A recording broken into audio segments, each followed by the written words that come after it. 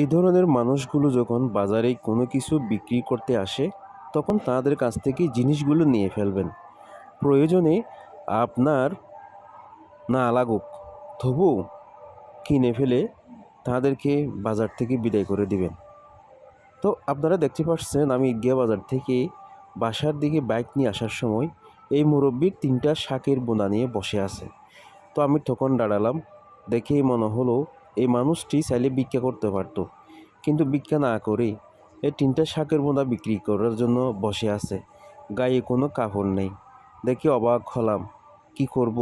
এই মুরব্বিকে তো আমার বিদায় দিতে হবে। তখন আমার পিছনে থাকা ব্যক্তিকে আমি নামিয়ে দিলাম, ওই শাকগুলো নিয়ে নাও, কত টাকা চাচ্ছে জিজ্ঞেস করো, অত টাকা তুমি দিয়ে দাও। তখন উনি বলল যে এই শাকগুলো নেন, এটা গোস্তর চাইতে মজা হবে, মাছের চাইতে ভালো হবে, এই শাকগুলো নিয়ে যান। তখন মুরব্বির সাথে কথা বললাম, তারপরে ঠিক আছে নিলাম। তো মুরব্বিকে বিদায় করে দেওয়ার চেষ্টা করলাম। আসলে শাকগুলো আমার প্রয়োজন ছিল না, তবু নিয়ে নিছি মুরব্বিকে বিদায় দেওয়ার জন্য।